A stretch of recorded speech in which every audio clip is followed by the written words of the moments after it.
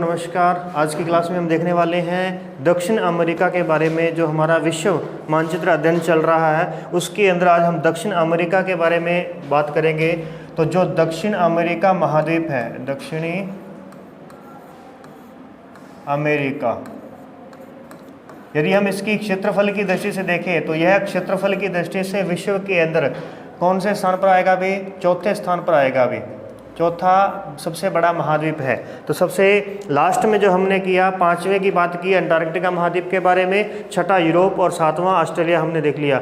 आज हम किसकी बात कर रहे हैं? फोर्थ महाद्वीप की बात कर रहे हैं, जो कि है दक्षिण अमेरिका। ये तो हुआ क्षेत्रफल की दृष्टि से, क्षेत्रफल की दृष्टि से इसका फोर्थ स्थान है। जबकि जनसंख्या की यदि हम बात करें, जनसंख्या, तो यह इसका पांचवां स्थान आता है। जनसंख्या में पांचवां स्थान आता है, पांचवां स्थान।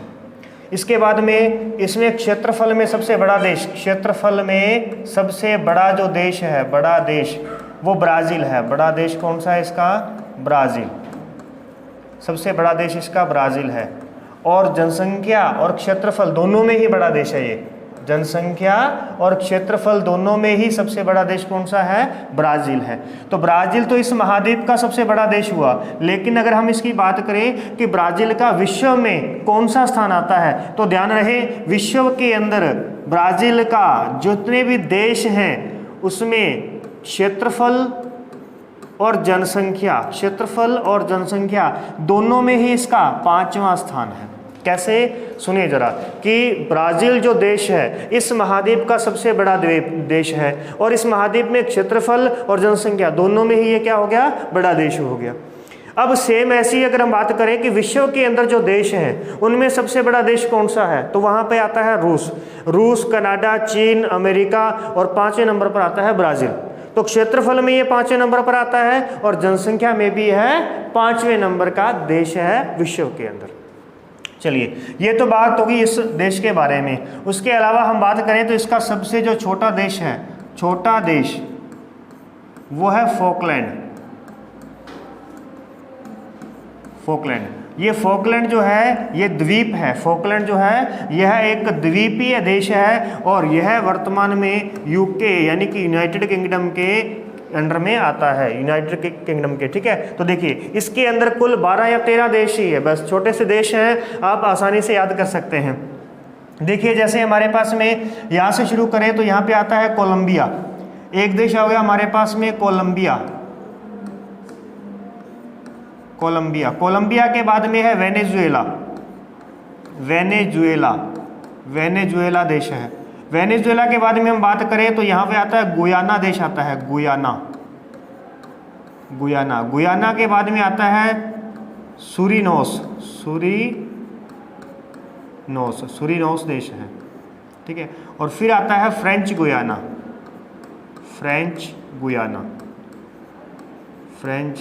गुयाना। तो देखिए कितने देश आए? Colombia, Venezuela, Guyana, Suriname, French Guiana. उसके बाद में आ गया बड़ा देश ब्राज़ील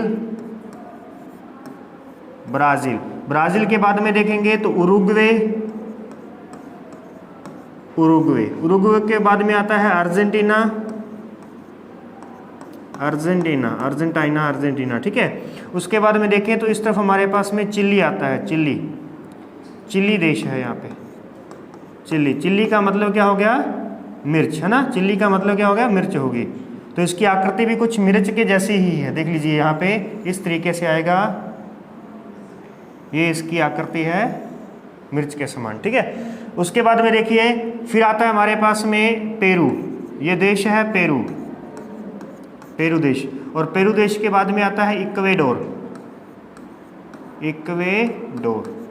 यहाँ तक हो गया। इसके दो मध्यवर्ती देश आते हैं जिसे हम लैंड लॉक कंट्री या स्थलरुद्ध देश कहते हैं। स्थलरुद्ध देश इसके कौन कौन से हैं? एक का नाम है बोलीविया,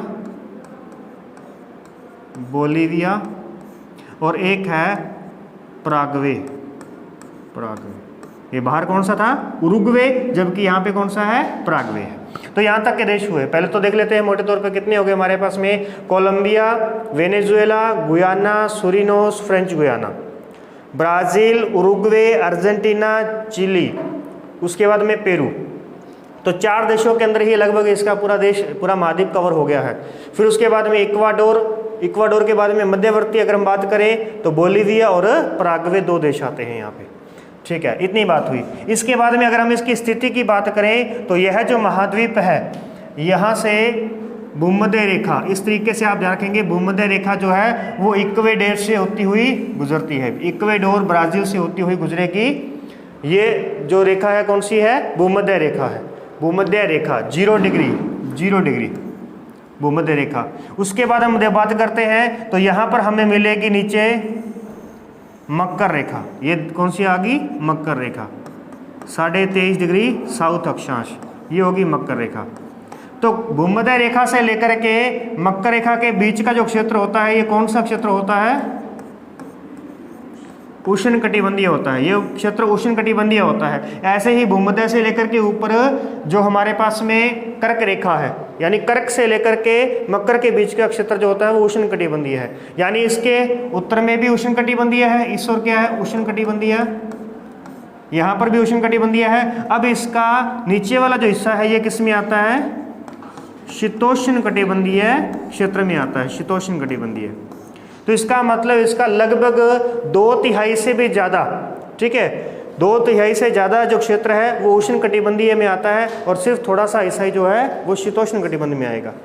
शीतोष्ण कटिबंध की बात करें तो शीतोष्ण कटिबंध में घास के मैदानों के बारे में बताया था आपको मैंने कि शीतोष्ण कटिबंध के अंदर हमें घास के मैदान मिलेंगे, घास के मैदान। तो शीतोष्ण कटिबंध में जो घास के मैदान होते हैं उन्हें क्या कहा जाता है? तो यहाँ पर ध्यान रखना भी आप, जो हमारे पास में अर्जेंटीना है तो यहाँ पे पंपास घास के मैदान है, पंपास।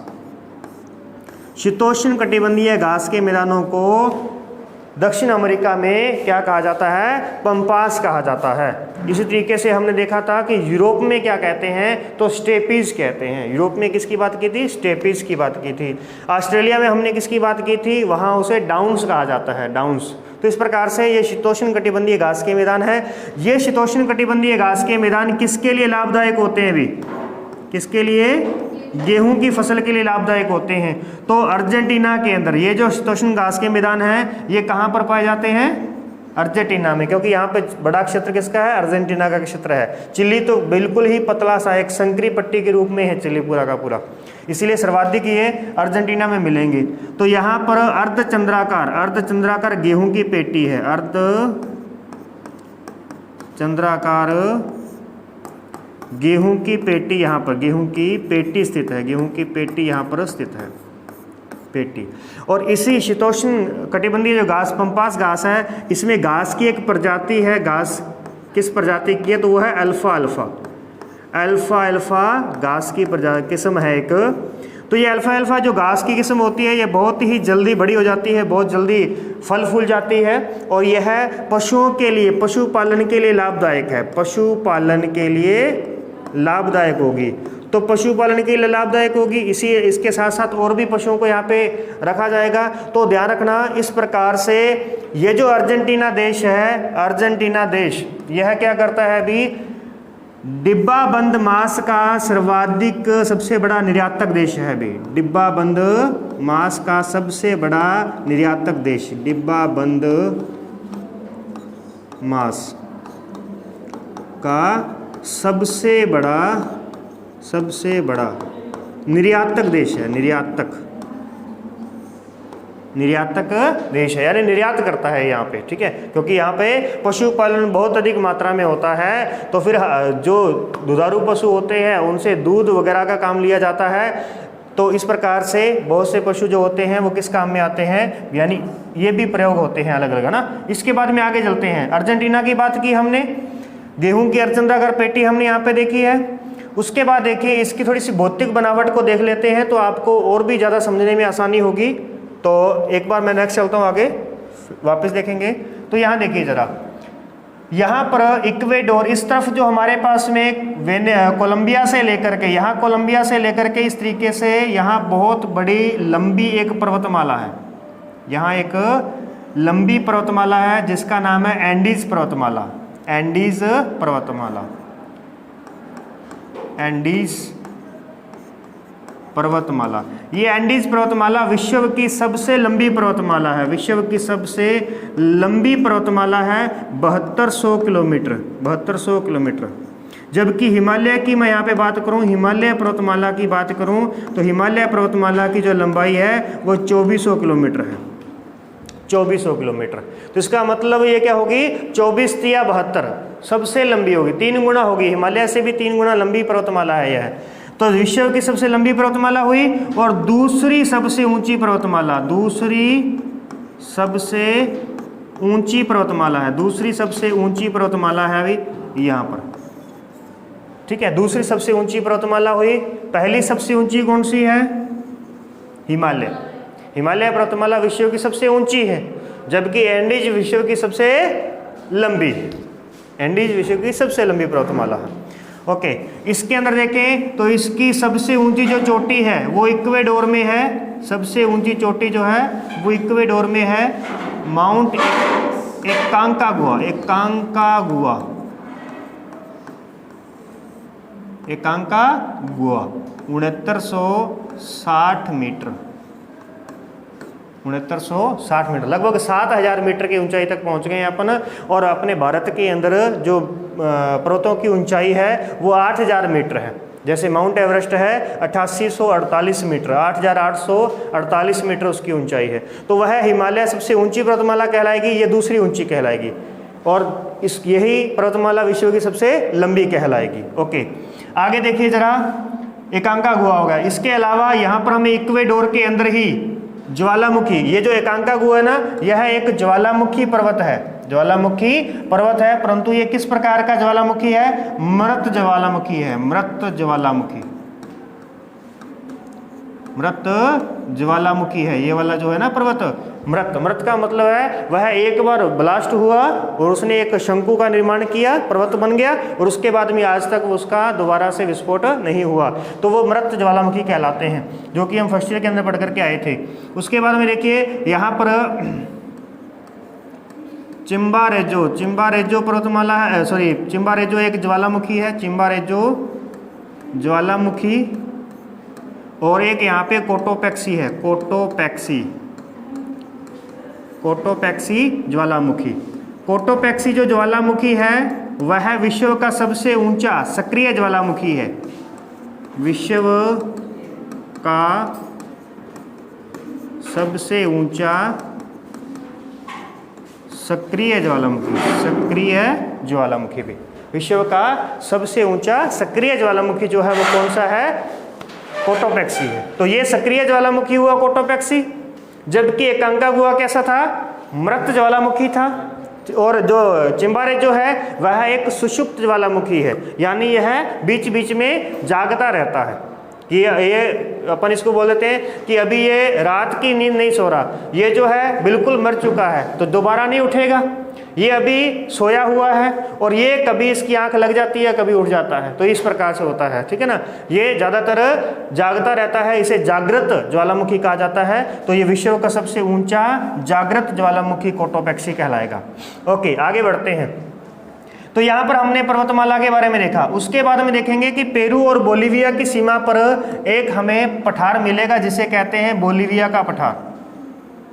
ये हमें पठार मिलेगा बोलीविया का पठार, बोलीविया, बोलीविया का पठार। इस बोलीविया का पठार जो है, इस बोलीविया के पठार पर एक झील है, एक झील है यहाँ पर, और झील का नाम है टिटिकाका, टिटिकाका, टिटिकाका झील है। तो यह झील टिटिकाका झील जो है यह विश्व की सबसे ऊंची नौगम्य झील है, ध्यान रखना भी, विश्व की सबसे ऊंची, सबसे ऊंची नौगम्य, नौगम्य झील है, विश्व की सबसे ऊंची नौगम्य झील है, यानी इसके अंदर नावें वगैरह चलाई जाती है, नाव चलाई जाती है यहाँ पर, ठीक है ना, इस प्रकार से। तो ये नाव चलाई जाती है, तो यह विश्व की सबसे ऊंचाई पर स्थित नौगम्य झील होगी जिसमें हम नाव वगैरह चलाते हैं, ठीक है। उसके बाद में आप देखेंगे बोलीविया हो गया। यहाँ पर ध्यान रखना कि इक्वेडोर की जो राजधानी है ना, इक्वेडोर, यहाँ पे लिख देता हूँ, इक्वेडोर, इक्वेडोर की राजधानी जिसका नाम है क्विटो। यह विश्व का सबसे ऊंचा राजधानी नगर है, विश्व का सबसे ऊंचा राजधानी नगर है। अब जैसे कि हमारी दिल्ली है, देश की राजधानी दिल्ली है, तो यह तो मैदानों में स्थित है, तो मैदान तो बहुत नीचे होते हैं, लेकिन ये कहाँ पर स्थित है? इन पहाड़ों पर स्थित है, इन ऊंचाइयों पर स्थित है, पठारों पर स्थित है, जिस वजह से यह क्या कहलाती है? विश्व की सबसे ऊंची राजधानी कहलाती है, या विश्व की सर्वाधिक ऊंचाई पर स्थित राजधानी कहलाएगी। आगे बढ़ते हैं। बोलीविया के बारे में देखा, यहाँ टिटिकाका झील हो गई है, जो कि इस महाद्वीप की सबसे बड़ी झील कहलाएगी और विश्व की सबसे ऊंची नौकम्य झील कहलाएगी। उसके बाद में आगे बढ़ते हैं तो यहाँ पर हमें कुछ नदियाँ देखने को मिलेंगी। जरा नदियों के बारे में देख लीजिए। उससे पहले अपने देखते हैं मरुस्थल। इस चिली देश में, ये जो चिली देश है यहाँ पर हमें मरुस्थल देखने को मिलेगा। अभी यहाँ मरुस्थल है जिसका नाम है आटाकामा मरुस्थल। आटाकामा मरुस्थल का नाम क्या है अभी? आटाकामा मरुस्थल है। आटाकामा मरुस्थल कहाँ पर स्थित है? चिली में स्थित है। अब यहाँ मरुस्थल बनने का कारण क्या है? तो आपको पहले ही बताया था मैंने कि मरुस्थल बनने का कारण है कि इसके तट पर एक तरफ से तो गर्म जो हमारे पास में, सॉरी, इस तरफ तो हमारे पास में क्या बहती है? ठंडी जलधारा बहती है अभी, जिसका नाम क्या था? पेरू की ठंडी जलधारा। हमने किया था फर्स्ट ईयर के अंदर। यहाँ पर कौन सी चलती है? पेरू की ठंडी जलधारा। ये पेरू है, तो पेरू के तट पर चलने के कारण इसको पेरू की ठंडी जलधारा कहते हैं। और इसकी खोज की थी हम्बोल्ट ने, इसलिए इसको हम्बोल्ट की ठंडी जलधारा भी कहते हैं। और इस ठंडी जलधारा के कारण इसका क्षेत्र जो यहाँ का वातावरण है वो ठंडा रहता है, और ठंडा रहेगा तो फिर लो प्रेशर नहीं बनेगा। ठंडा है मतलब तापमान कम रहेगा, और तापमान कम होता है तो वायुदाब अधिक होता है, और अधिक वायुदाब को हम हाई प्रेशर कहते हैं। और इसीलिए यहाँ पहले से हाई प्रेशर बनने की वजह से हवा इसकी ओर नहीं आएगी, हवा यहाँ से वापस जाएगी, और यहाँ से जाएगी तो ये इसका मतलब वो हवा सूखी ही जाएगी। अगर आती इस ओर तो वो बरसात लेकर के आती, क्योंकि वो महासागरों के ऊपर से होती हुई आती। तो इसीलिए यहाँ पर बरसात नहीं होती, जिस वजह से यहाँ पर क्या बन जाता है? शुष्क मरुस्थल बन जाता है। विश्व का सबसे शुष्क मरुस्थल जो है वो कौन सा है? आटाकामा मरुस्थल है। विश्व का सबसे शुष्क मरुस्थल कौन सा है? आटाकामा मरुस्थल है। और आटाकामा मरुस्थल जो है यहाँ पर, इसमें एक स्थान है, इसी में एक स्थान है जिसका नाम है अरिका स्थान। ये जो अरिका नामक स्थान है ये क्या कहलाएगा? विश्व का सबसे शुष्कतम स्थान कहलाएगा। शुष्कतम स्थान कहलाएगा। विश्व का शुष्क मरुस्थल कौन सा? आटाकामा। ठंडा मरुस्थल कौन सा? गोबी का, जो हम एशिया में देखेंगे गोबी का मरुस्थल है। गर्म मरुस्थल कौन सा है? सहारा का गर्म मरुस्थल, अफ्रीका के अंदर चर्चा करेंगे हम उसके बारे में। और ये हो गया शुष्क मरुस्थल। तो ठंडा, गर्म और शुष्क। अब ऐसे ही स्थान की बात करते हैं तो गर्म स्थान, विश्व में सबसे अधिक गर्म स्थान जो है वो हम देखेंगे एशिया के अंदर, अफ्रीका के अंदर देखेंगे। फिर दूसरी बात देखना, विश्व का सबसे ठंडा स्थान जो कि बर्फोयांशक है। अब जैसे राजस्थान में सबसे ठंडा स्थान है माउंट आबू, तो राजस्थान का बर्फोयांशक किसे कहा जाता है? माउंट आबू को। तो यह ध्यान रखना भी, राजस्थान का बर्फोयांशक किसे कहते हैं? माउंट आबू को। तो ठंडा स्थान हो गया और गर्म स्थान हो गया, और ऐसे ही क्या हो जाएगा? शुष्कतम स्थान हो जाएगा। और ऐसे ही हो जाएगा विश्व का सबसे वर्षा वाला स्थान। और वर्षा वाला स्थान कौन सा? भारत में मानसिनराम, जहाँ सर्वाधिक वर्षा होती है। ठीक है, यहाँ पर। अब आगे देखते हैं, तो ये होगा शुष्कतम स्थान के बारे में हो गया। इसके बारे में देखिए आटाकामा मरुस्थल हो गया। इस आटाकामा मरुस्थल में बरसात नहीं होना एक प्रकार से यहाँ पे वरदान भी है। क्यों वरदान है? क्योंकि यहाँ पर प्राकृतिक नाइट्रेट के भंडार पाए जाते हैं। प्राकृतिक नाइट्रेट, देखो नाइट्रेट जो होता है वो नाइट्रोजन की एक फॉर्म होती है, नाइट्रोजन का ही एक हिस्सा है नाइट्रेट, जिससे क्या है सर्वाधिक खाद वगैरह बनाई जाती है, सर्वाधिक खाद बनाने में काम लिया जाता है, सर्वाधिक खाद बनाने में यानी कि उर्वरक बनाने में काम लिया जाता है, उर्वरक बनाने में काम में आती है कौन, नाइट्रेट। और प्राकृतिक नाइट्रेट के सर्वाधिक भंडार जो है हमें वो चिल्ली में मिलते हैं। और अगर इस पर बरसात हो जाएगी तो बरसात होने की वजह से बरसात में जल है और वो जल होता है H2O, यानी उसमें कौन कौन होता है, ऑक्सीजन और हाइड्रोजन होते हैं, जो इसके साथ में मिलकर के क्रिया करते हैं और ये नाइट्रोजन में कन्वर्ट हो जाती है। नाइट्रोजन में कन्वर्ट होते ही ये फिर वातावरण में चली जाएगी। तो इस प्रकार कारण से यहाँ बरसात नहीं होना एक प्रकार से क्या हो गया, एक वरदान हो गया इसके लिए, अटाकामा के लिए, ठीक है। दूसरी ओर यह एक शुष्क मरुस्थल कहलाता है। आगे देखिए, नेक्स्ट हम बात करते हैं, अटाकामा हो गया। इसी के साथ एक मरुस्थल हमें यहाँ पे मिलेगा जिसका नाम है पेंटागोनिया का मरुस्थल। इस ओर यहाँ पर है पेंटागोनिया का मरुस्थल। यहाँ पर मरुस्थल बनने का कारण क्या है अभी, तो यहाँ इसलिए बनने का कारण है क्योंकि अगर यहाँ पर पछुआ पवनें चलती हैं, इस तरीके से पछुआ पवनें जब चलती हैं तो अगर उनसे बरसात होती भी है तो इस एंडीज पर्वतमाला के पूर्व में, पश्चिम में हो जाती है, पूर्व में नहीं हो पाती, जिस वजह से यहाँ पर क्या बन गया, एक मरुस्थल बन गया जिसे हम कहेंगे वृष्टि छाया प्रदेश। जैसे कि हमारे राजस्थान में है और तमिलनाडु में आप वृष्टि छाया प्रदेश की बात करते हैं। कौन सा मिला आपको, पेंटागोनिया। पेंटागोनिया का पठार भी लिखा जाता है यहाँ पे, मरुस्थल भी, क्योंकि ये मरुस्थल जो है काफ़ी ऊंचाई पर स्थित है। मतलब एक पठार था पहले, वो पठार आज वर्तमान में मरुस्थल के रूप में कन्वर्ट हो चुका है, तो उसे हम पेंटागोनिया का पठार भी कह सकते हैं और पेंटागोनिया का मरुस्थल भी कह सकते हैं। वो हमें यहाँ पर मिलेगा। चलिए इसके बाद में आगे देखते हैं। तो इसके बाद में जो हमारे पास में इम्पोर्टेंट पॉइंट आएगा, यहाँ अगर हमारे पास में, एक मिनट रुको, एक और ले लेते हैं मानचित्र को। चलिए, अब इस तरफ आपने देखा था एंडीज पर्वतमाला है, एंडीज पर्वतमाला से एक नदी निकलेगी जिसका नाम है अमेजन।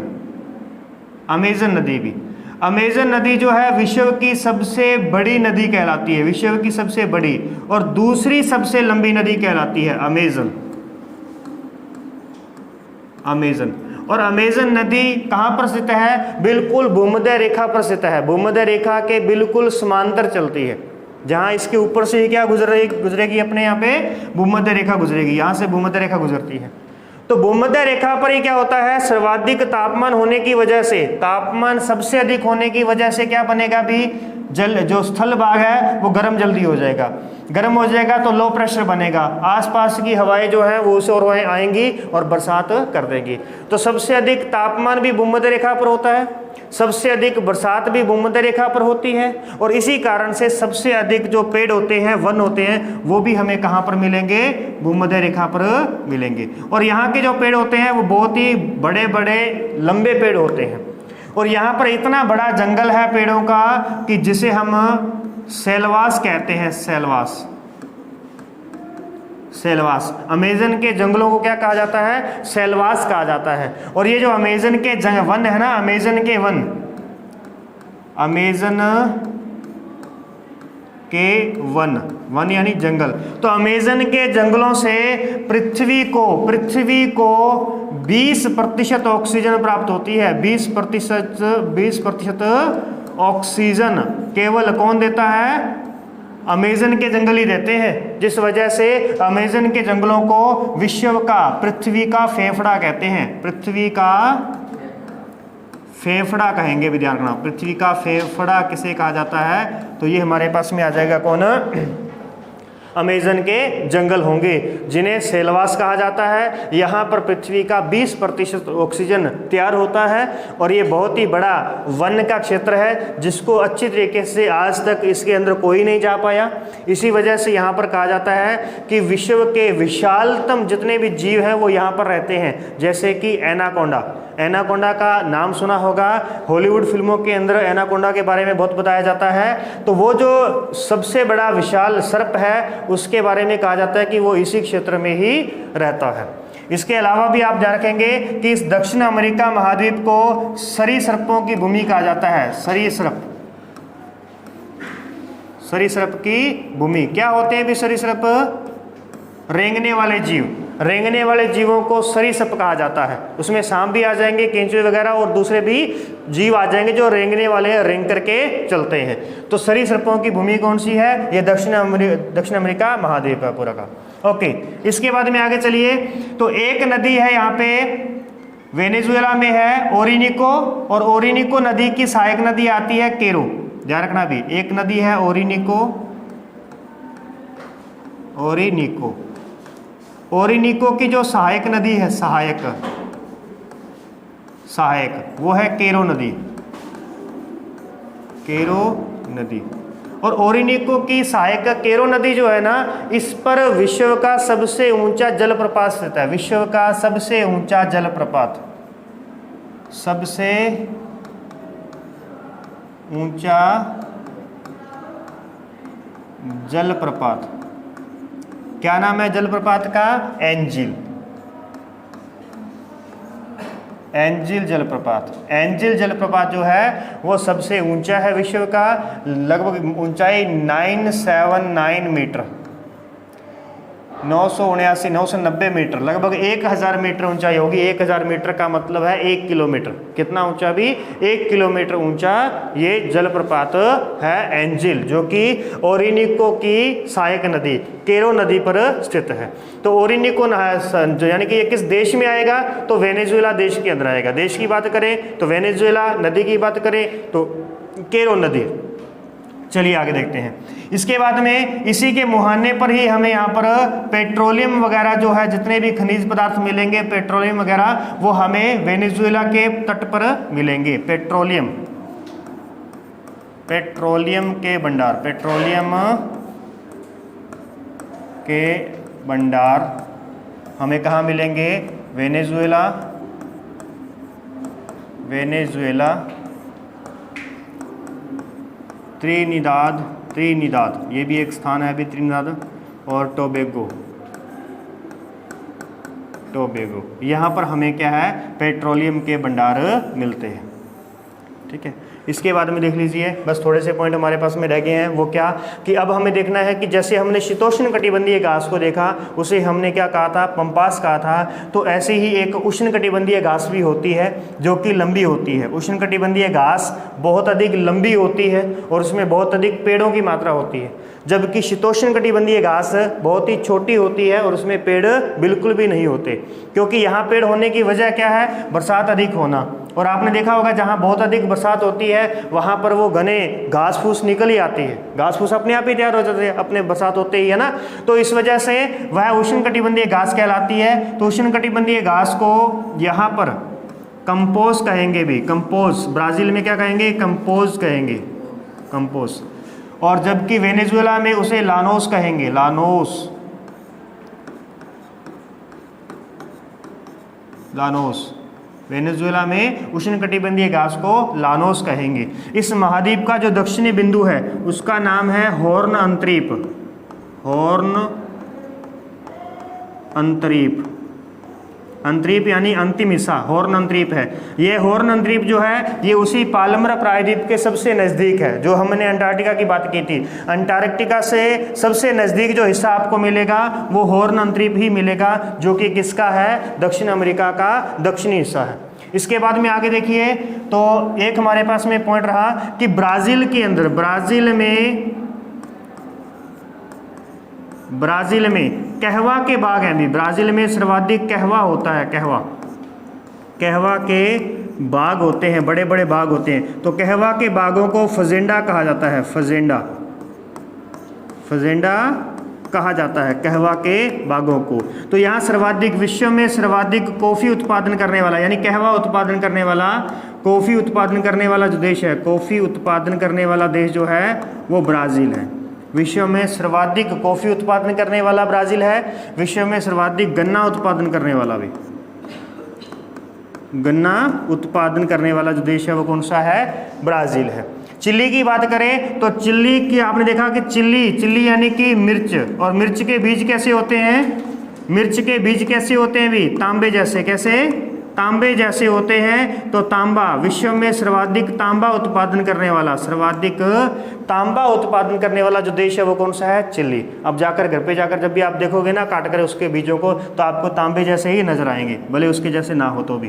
तो इस प्रकार से अब आपके दिमाग में बैठ गई ये बात कि भी चिल्ली यानी मिर्च और मिर्च के बीज कैसे तांबे जैसे। आपको मिर्च देखते ही याद आएगा कि तांबा सर्वाधिक कहाँ पे होता है? चिली के अंदर होता है।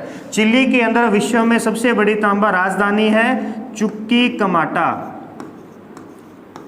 चुक्कीकमाटा, चुक्कीकमाटा जो है यह है सबसे बड़ी खान है, ये सबसे बड़ी खान है। इसे तांबा राजधानी भी कहते हैं, तांबा राजधानी कहा जाता है चुक्कीकमाटा खान को।